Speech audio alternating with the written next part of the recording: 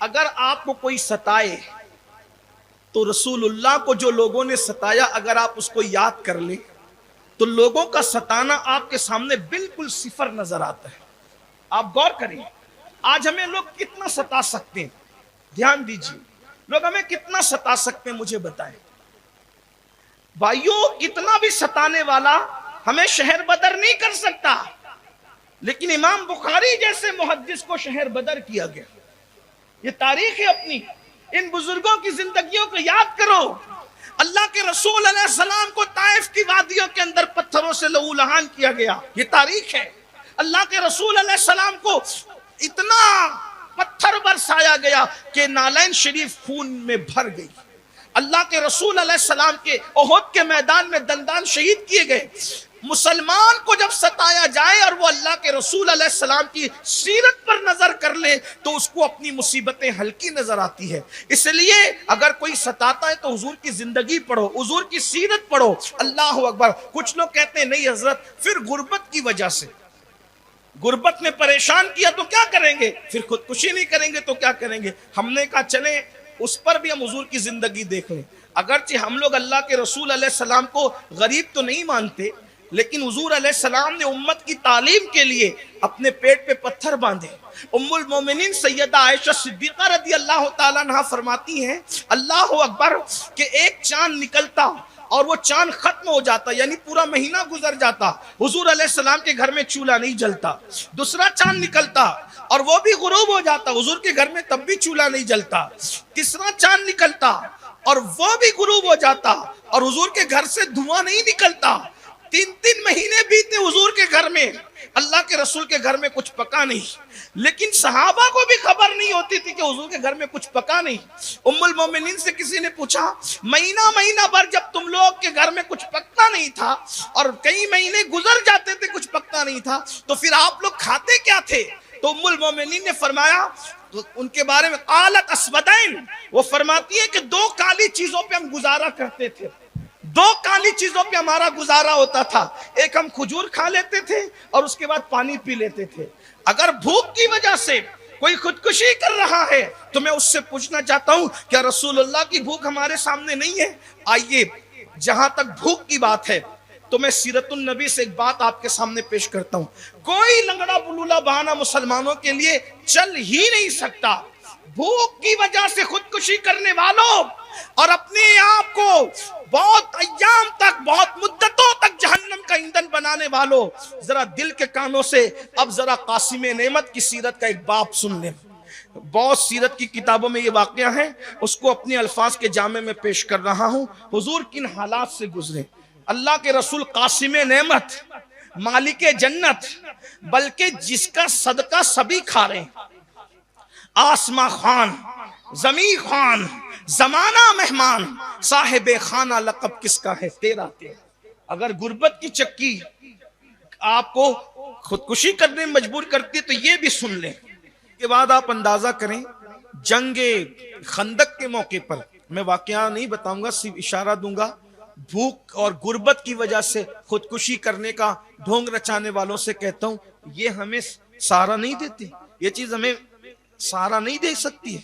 याद करो, आज तो भीख मांगने वाले फकीर भी दिन में 3 मरतबा खाते हैं, और कौनैन के मालिक ने कितनी सादा जिंदगी गुजारी। मैं अल्लाह के रसूल अगर चाहते तो रोज जन्नत के खान हुजूर के घर पे उतरते, लेकिन ये भूख की शिद्दत बर्दाश्त करना सिर्फ गरीब उम्मतियों के सहारे के लिए थी, ये तकलीफों का उठाना हमारे तसल्ली के लिए था। अल्लाह अकबर। जंगे खंदक का मौका है, सहाबा किराम आते हैं और आकर के अपने पेट से कपड़ा हटाते हैं तो हुजूर देखते हैं कि पेट पे एक पत्थर बंधा है। पेट पे पत्थर बांध के सहाबा खंदक खोद रहे हैं अल्लाह के दीन के लिए। तो सहाबी ने जब पेट से कपड़ा हटाया तो एक पत्थर था, हुजूर ने जबान से कुछ नहीं कहा। हुजूर ने जब अपने पेट से चादर हटाई तो हुजूर के पेट पे 2 पत्थर बंधे हुए थे। अंदाजा फरमाए, ये हालत है। तो अगर कोई ये कहता है कि मैं गुर्बत की वजह से, जो वो तंगदस्ती की वजह से खुदकुशी कर रहा हूं, तो हुजूर अलैहिस्सलाम की ये जिंदगी क्यों याद नहीं करते? और एक बात आपको बता दूं, अगर आप कर्ज की वजह से परेशान होकर खुदकुशी करते हैं तो ये तारीख का बड़ा सुनहरी बाब है कि वो रसूल जिनके गुलामों में महमूद गजनवी और अयाज जैसे, शहाबुद्दीन गौरी और खिलजी जैसे लोग जिनके गुलामों में हैं, बड़े बड़े बादशाहों को जिसने भीख अता की है, उस रसूल की जिंदगी का खूबसूरत बाब यह है कि जिस दिन अल्लाह के रसूल का विसाल हुआ था, उस दिन हुजूर की ज़रा एक यहूदी के घर में गिरवी रखी हुई थी। अल्लाह के रसूल अलैहिस्सलाम की जिंदगी का ये खूबसूरत तरीन बाब है। मुकम्मल ममलकते इस्लामिया का बानी,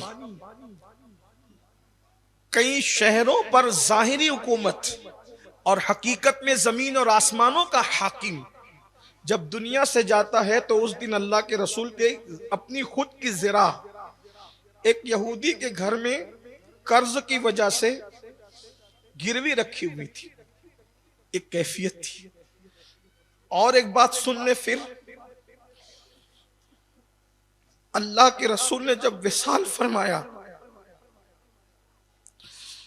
तो अल्लाह के रसूल को नए कफन में भी कब्र अनवर में आराम के लिए नहीं लिटाया गया। हुजूर के बदन पे जो कपड़े थे, उन्हीं कपड़ों में अल्लाह के रसूल अलैहिस्सलाम को दुनिया से तशरीफ ले जाना हुआ। लावारिस मैयतों को भी लोग नया कफन देते हैं, लेकिन कौनैन के मालिक ने बज़ाहिर पुराने कपड़ों में इसलिए दुनिया से जाना पसंद फरमाया कि गरीब उम्मतियों को सहारा दे सके। ये सीरत का बाब है।